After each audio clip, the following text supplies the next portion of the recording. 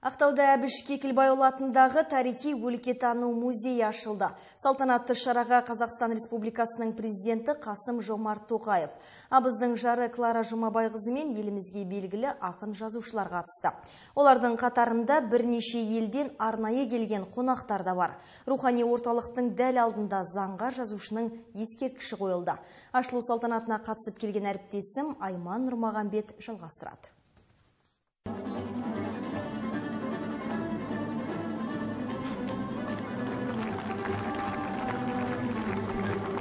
Бұл той бұрынғыдан өзгеше. Себебі халқының теңдесі жоқ сүйікті ұлы, ардақты перзенті Әбіш Кекілбайұлының 80 жылдығына арналған. Құрмет те, қошемет те зор. Мерейтойдың мәңгі қалар естелігі Заңғар жазушының тас мүсіні. Міне алғашқы гүл шоғы да қойылып, естеліктер тиегі ағытылды. Елбасының шіркін-ай, осындай қазақ көбірек болса екен деп Әбіш ағаға ризашылық білдіруі тегін емес.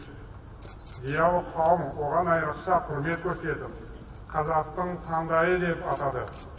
Әбіш Кекілбаев Қазақстанның еңбек ері атағына ие болған тұңғыш қаламгер.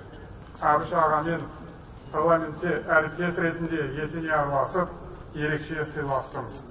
Әбіш Кекілбаев тәуелсіздігімізді қорғауға және нығайтуға атсалысқан аса көрнекті қоғам қайраткері. Әбіш Кекілбайұлының есімі берілген су жаңа ғимарат. Облыстық тарихи өлкетану музейіндегі Әбіш залының жәдігерлері енді осында тұр.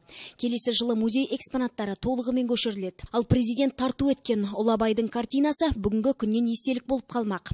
Кітаптар қоры да тау тұлғаға арналған жаңа басылымдармен толықты. Бүгінгі шаралар ыстық ықылас, ізгі тілектермен көмкерілді. Әркім жеріне, еліне жақсы болсын дейді ғой. Соған мен қуанып тұрмын. Үйін салып жатыр, ескерткішін салып жатыр жер-жерге. Қызылордадан келіп тұрмын. Әбіш ағаның 80 жылдығы жақсы болып өтті.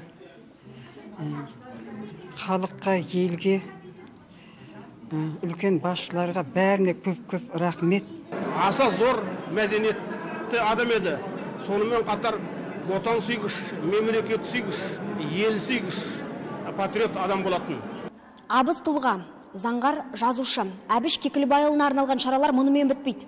Алдағы 2 күн аясында театр фестивалі, мәдени және спорттық сайыстар мен Маңғыстау телеарнасының төл жобасы сөзбен саз концерт өтеді. Айман Нұрмағамбет, Саламат Қайыпов, Каспий ақпарат.